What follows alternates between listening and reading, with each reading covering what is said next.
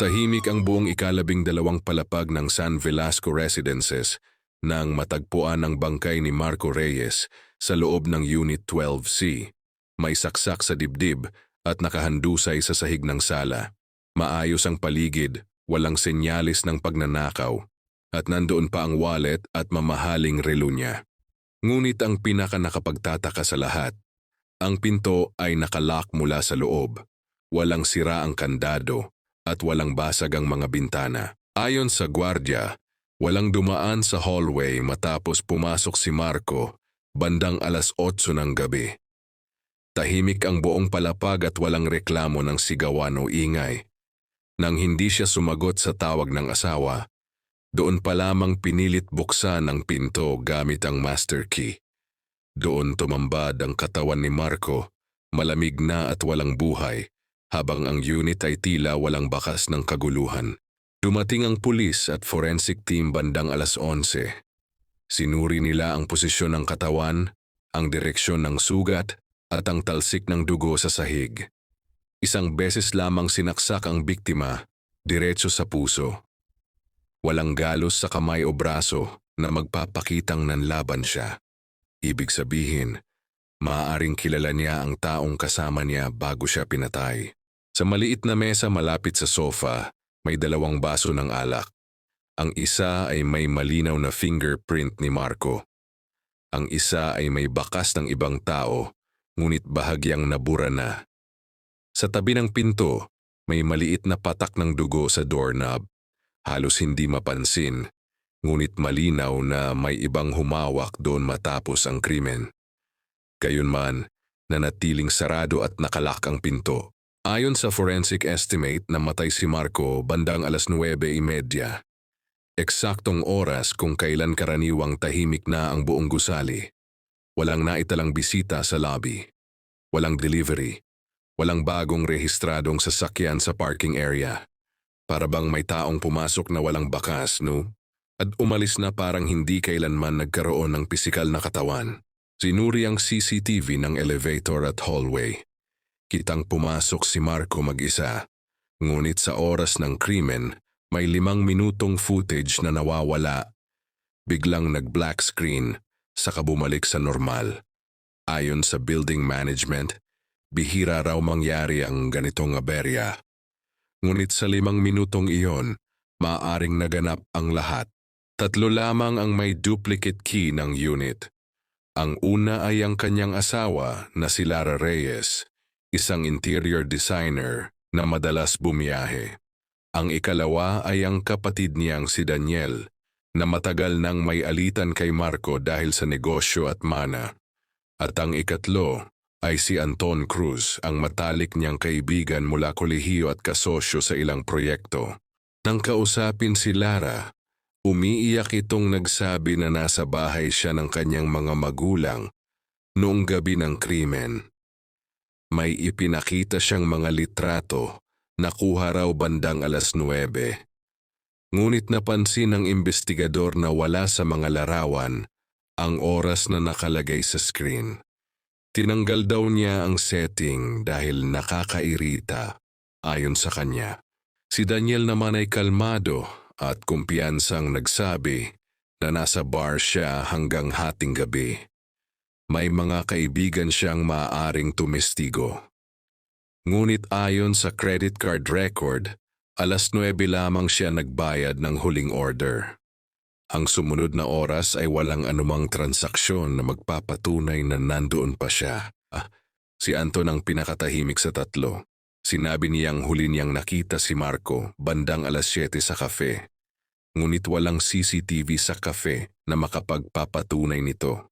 Bukod pa rito, natagpuan sa phone ni Marco ang isang tawag kay Anton bandang 9:15, 15 minuto bago ang tinatayang oras ng pagkamatay.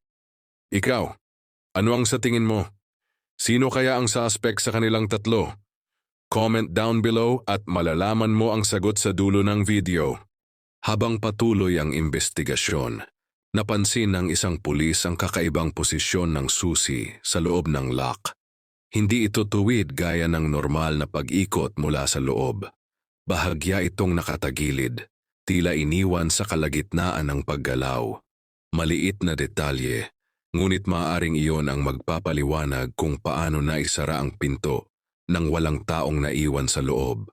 3 taong may susi, 3 taong may dahilan, 3 alibing may butas. Ngunit isang katotohanan lamang ang umiiral.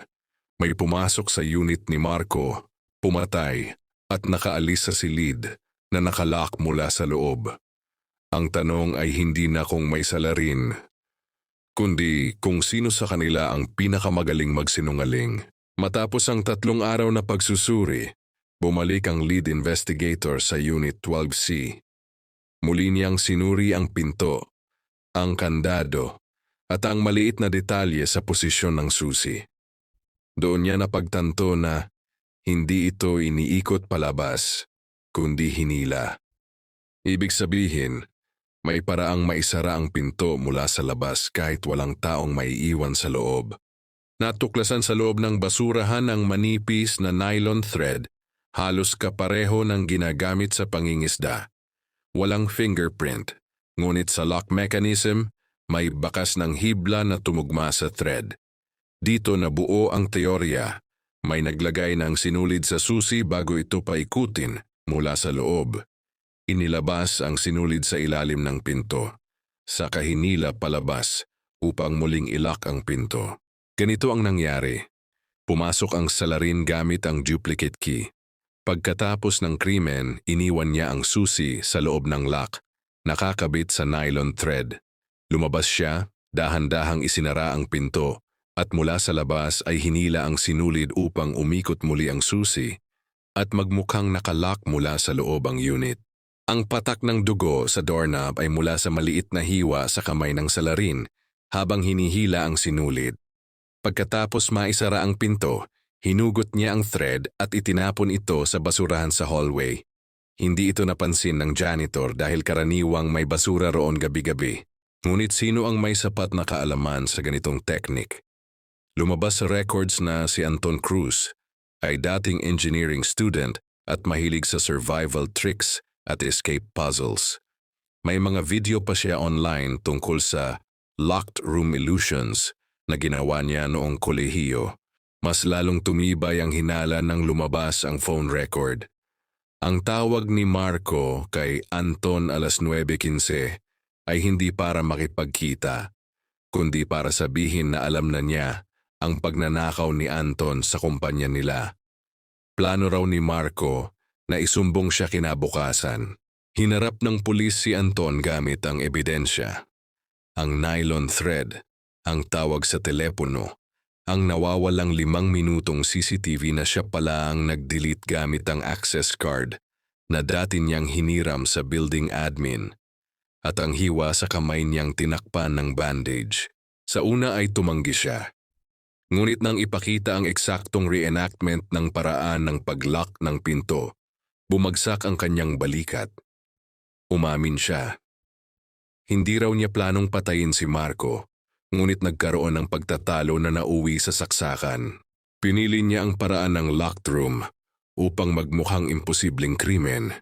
Alam niyang ang atensyon ay mapupunta sa asawa at kapatid, at muntik na siyang magtagumpay. Sa huli, hindi ang pinto ang nagsabi ng katotohanan, kundi ang maliliit na detalyeng iniwan ng isang taong nagkamaling mag-isip na perpekto ang kanyang plano. Si Anton Cruz, ang matalik na kaibigan, ang siyang pumatay kay Marco Reyes. Kung nagustuhan mo ang ganitong klase ng true crime, mystery at real case stories, huwag kalimutang i-like ang video at mag-subscribe sa channel na ito. Marami pa tayong kasong tatalakayin, mga kwentong totoo, madilim, at hindi dapat makalimutan. Salamat sa panonood at magkita tayo sa susunod na file.